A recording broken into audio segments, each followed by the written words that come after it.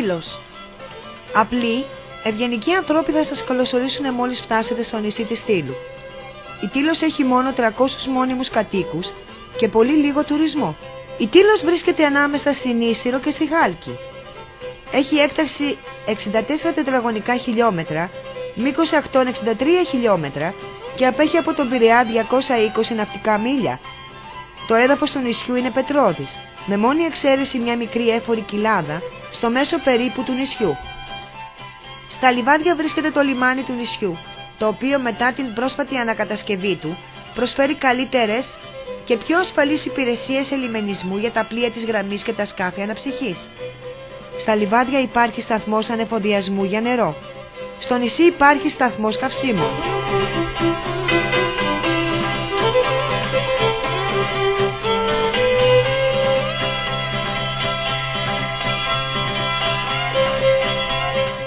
Περιδιαβαίνοντας τους δρόμους του χωριού θα συναντήσετε πολυάριθμα ενοικιαζόμενα δωμάτια, ταβέρνες και μερικά καφέ με θέα στην παραλία ή διασπαρμένα μέσα στο χωριό, σούπερ μάρκετ, αλλά και μαγαζάκια όπου μπορείτε να προμηθευτείτε όμορφα δώρα, τοπικές λιχουδιές και καλλιτεχνικές δημιουργίες.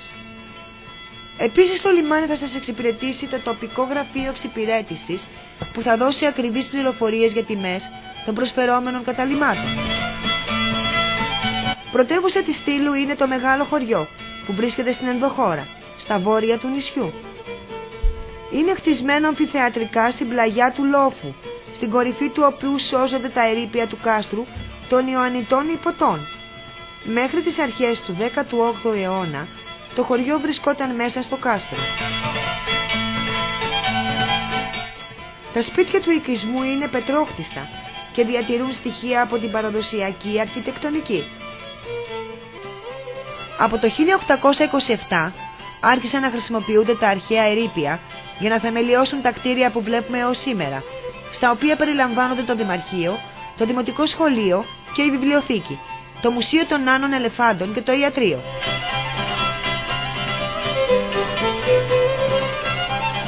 Στην πρωτεύουσα του νησιού τα καλοπιστικά φυτά, οι ζαρδινιέρες, ο λιθόστρωτος δρόμος και η πλατεία παρουσιάζουν μια όμορφη εικόνα.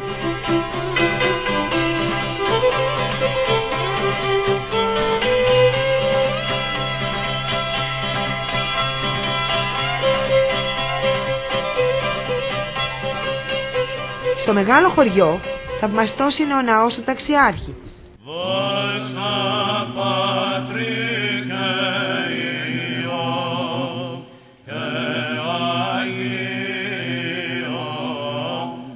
Με το περίτεχνο ξυλόγλυπτο τέμπλο, τον άμβονα και το θρόνο που πανηγυρίζει τόσο στη γιορτή του 8 Νοεμβρίου όσο και στις 28 Ιουλίου που γίνεται στην αυλή του ο χορός της Κούπας.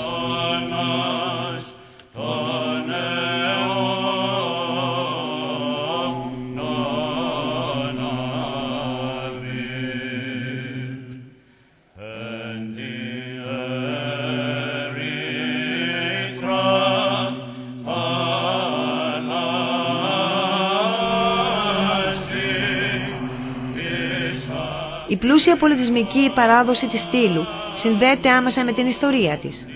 Ποικίλα δείγματα του πολιτιστικού της χαρακτήρα αποτελούν τα αρχαία και βυζαντινά μνημεία της, τα πολλά κάστρα της, τα σπήλαια, οι εκκλησίες, τα μοναστήρια και οι σπάνιες εικόνες και αγιογραφίες. Συγκεκριμένα μεγάλη καλλιτεχνική δραστηριότητα στον τομέα της εκκλησιαστικής αγιογραφίας αναπτύχθηκε κατά τη διάρκεια των βυζαντινών χρόνων.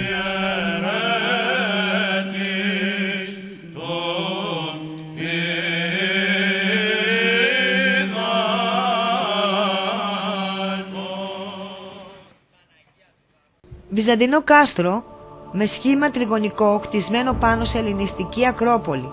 Στο εσωτερικό του φιλοξενεί αρχαία και μεσαιωνικά ερείπια, δεξαμενές νερού και την εκκλησία των Ταξιαρχών 14ου αιώνα με 15ου, χτισμένη πάνω σε αρχαίο ναό. Είναι προσβάσιμο με μονοπάτι και προσφέρει μαγευτική θέα.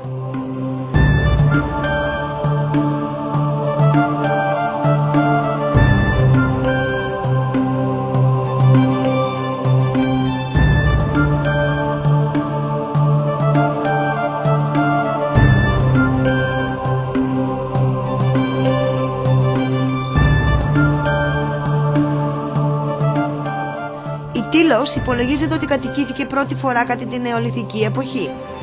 Βρέθηκε υπό την κατοχή γνωστών φυλών, όπως πελασγών και των Μικηναίων. Σχετικά με την ονομασία της, πιστεύετε ότι διατηρεί το ίδιο όνομα με αυτό που είχε και κατά την περίοδο της αρχαιότητας. Η μυθολογία θέλει την Τήλο να παίρνει το όνομά της από τον Τήλο, μικρότερο γιο της Τεχνίδας, Αλίας και του Ηλίου.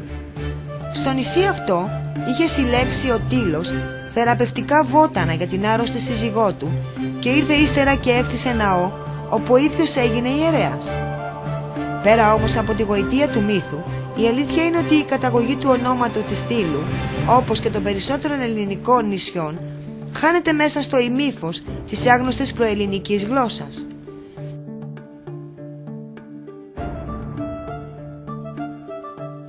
Στην Τήλο γεννήθηκε και έζησε η τρυφερή ποιήτρια Ήρυνα, που πέθανε πολύ νέα και οι συγγραφείς της εποχής τη θεωρούσαν εισάξια της αρφούς. Στους ελληνιστικούς χρόνους η Τήλος δέχεται την επιρροή του ισχυρού κράτους της Ρόδου και τελικά ενσωματώνεται σε αυτό. Το 1310 κατέλαβαν το νησί Ιωαννίτες υπότες της Ρόδου. Το 1522 την κατέλαβαν οι Τούρκοι, οι οποίοι παρέμειναν στο νησί μέχρι το 1912 που ήρθαν οι Ιταλοί. Η ενσωμάτωση της Τήλου με την υπόλοιπη Ελλάδα έγινε το 1948.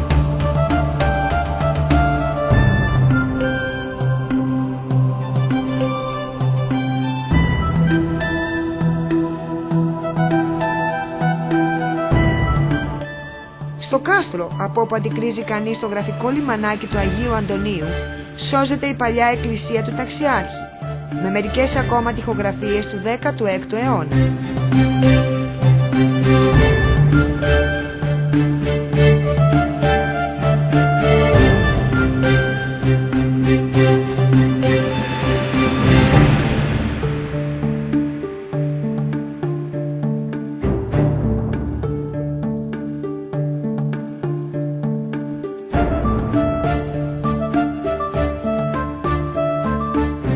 Τμήματα από αρχαίο τείχος ελληνιστικής εποχής πίσω από την εκκλησία του Ταξιάρχη.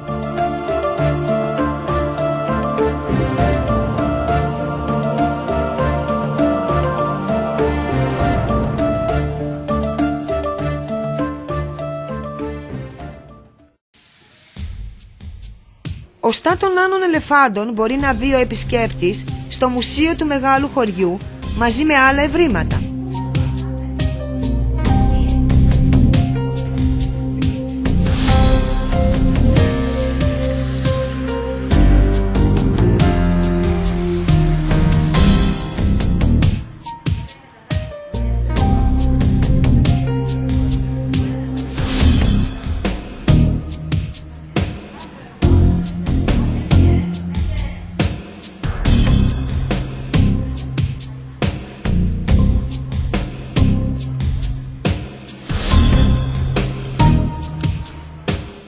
Το Νοέμβριο του 1971, παλαιοντολογική ανασκαφή στο Σπήλαιο Χαρκαδιό έφερε στο φως πλήθος από οστά νάνων ελεφάντων που έζησαν πριν από 50.000 χρόνια, ελαφιών που έζησαν πριν από 140.000 χρόνια και νεολιθικών κεραμικών και λίθινων εργαλείων.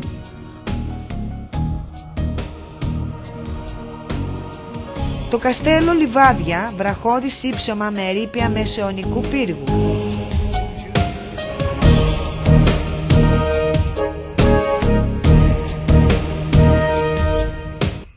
Μικρό χωριό, εγκαταλειμμένο χωριό οργανωμένο σε οικισμό από τους υπότες το 15ο αιώνα με ωραία ρημοτομία και εμφιθετρική θέα. Αριθμούσε 750 κατοίκους τη δεκαετία του 1930, αλλά είναι πλέον χωριό φάντασμα. Τα μόνα ανακαινισμένα κτίσματα είναι μια εκκλησία και ένα σπίτι που λειτουργεί σαν μπαρ. Η ερήμωση άρχισε βαθμιαία από τότε που περιορίστηκε η απειλή των πειρατών και ιδρύθηκαν τα λιβάδια.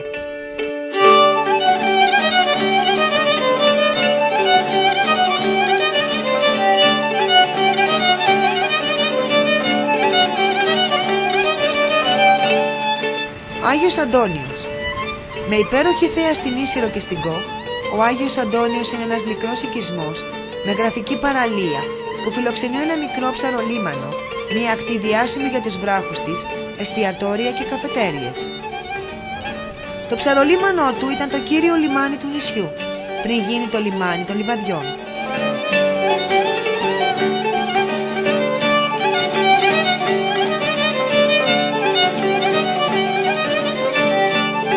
Μερικά χιλιόμετρα μακρύτερα προς τα δυτικά βρίσκεται η υπέροχη αμμώδης παραλία της Πλάκας, ιδανική για κολύμπι.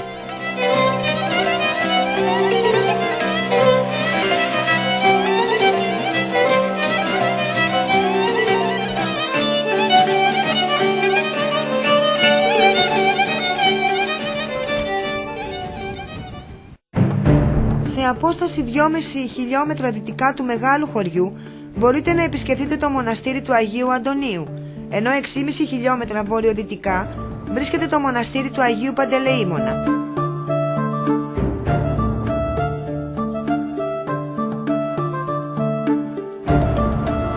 Σε ολόκληρη την Τήλο σώζονται τοιχογραφημένα εκκλησιάκια που δείχνουν να αγιογραφήθηκαν από το 13ο μέχρι και το 16ο αιώνα.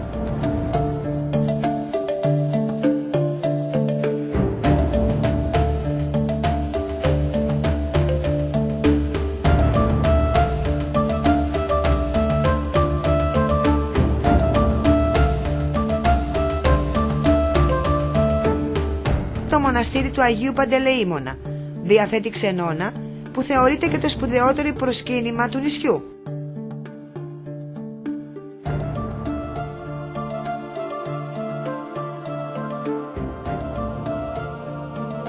Υπολογίζεται ότι στη σημερινή του μορφή χτίστηκε στο δεύτερο μισό του 15ου αιώνα και η ακμή του εντοπίζεται τον 18ο αιώνα. Έχει παλιές τοιχογραφίες και ωραία βοτσαλωτή αυλή.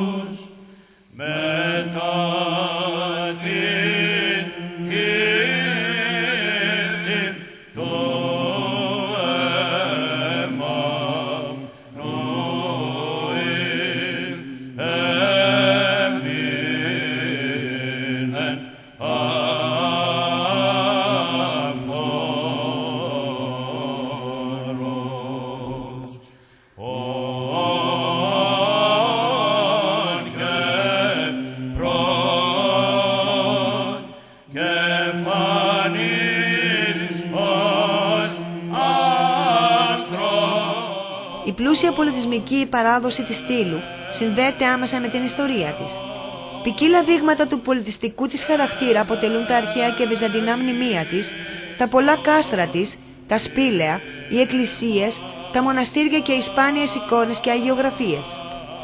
Συγκεκριμένα μεγάλη καλλιτεχνική δραστηριότητα στον τομέα της εκκλησιαστικής αγιογραφίας αναπτύχθηκε κατά τη διάρκεια των βυζαντινών χρόνων.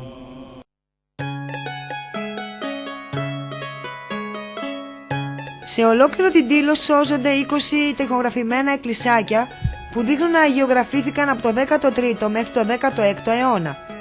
Οι κυριότερες γιορτές είναι το Αγίου Παντελεήμωνα στις 25 έως 27 Ιουλίου, της Παναγίας Καμαριανής στις 23 Αυγούστου, το Πανηγύρι της Παναγίας στις 15 Αυγούστου και ο Χορός της Κούπας στις 28 Ιουλίου.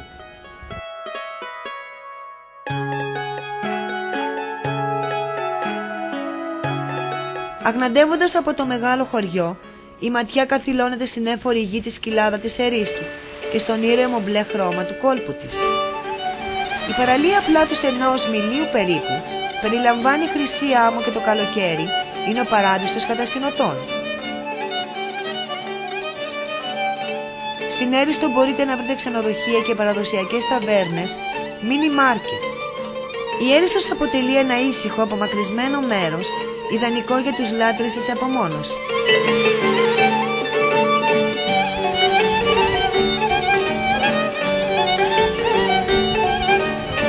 Θα αγκυροβολήσετε σε όλα τα φυσικά λιμανάκια του νησιού.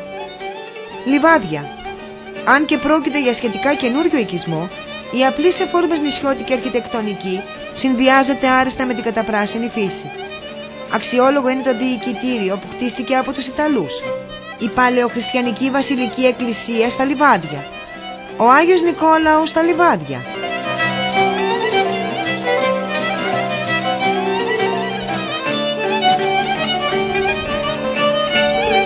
Η παραλία Λιβάδια απέχει 20 μέτρα από το λιμένα. Ξεκινάει με χαλίκια και βαθμιαία καταλήγει σε άμμο. Όσοι από εσάς αγαπούν τη θάλασσα θα απολαύσουν το ζεστό και καθαρό σαν κρυστάλλινο νερό και θα κάνουν windsurf, κανό και ηλιοθεραπεία στις άνετες καρέκλες που προσφέρονται κάτω από τη σκιά των αρμυρικιών κατά μήκος όλης της παραλίας. Πολλές, κολπώσεις σπήλαια και όμορφες παραλίες συμπληρώνουν την ποικιλία των ορθολογικών σχηματισμών του νησιού.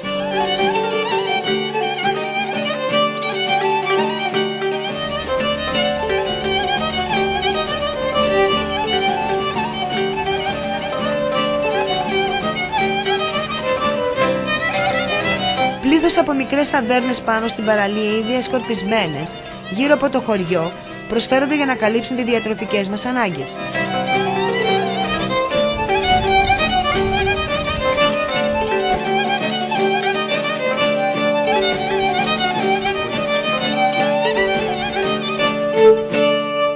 Η σημερινή Τήλος προσπαθεί να κρατήσει τους λίγους εναπομείναντες κατοίκους της, έχοντας ως κύριο αναπτυξιακό άξονα τον τουρισμό, αλλά και μικρής έκτασης δραστηριότητες του πρωτογενή τομέα, γεωργία, κτηνοτροφία, μελισσοκομεία.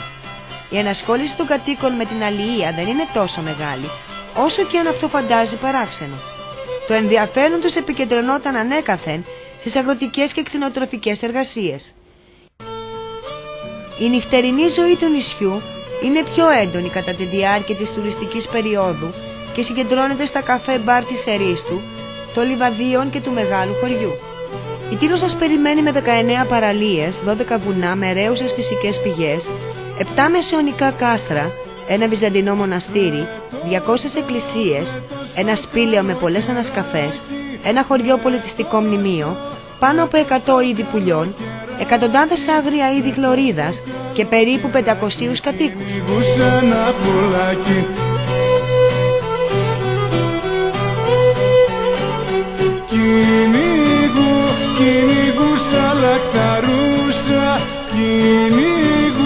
Κυνηγούσα λακταρούσα, κυνηγούσα λακταρούσα, να το πιάσω δεν μπορούσα.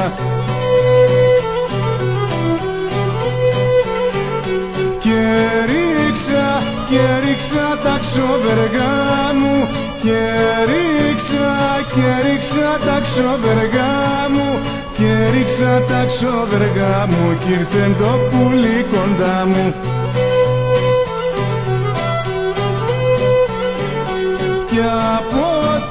Κι από την πολύ καρά μου, κι από την πολύ καρά μου, κι από την πολύ καρά μου, έκασα τα λογικά μου.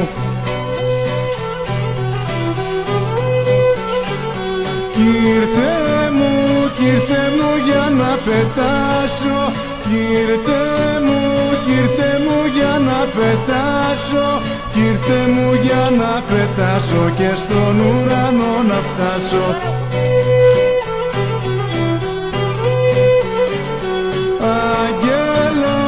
Αγγέλο να κατεβάσω, αγγέλο να κατεβάσω, αγγέλο να κατεβάσω και τη θάλασσα να διάσω.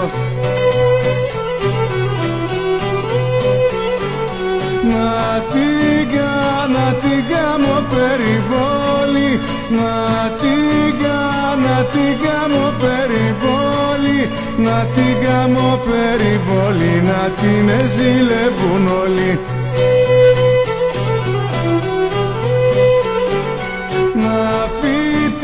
Να φυτέψω δεντρουλάκια,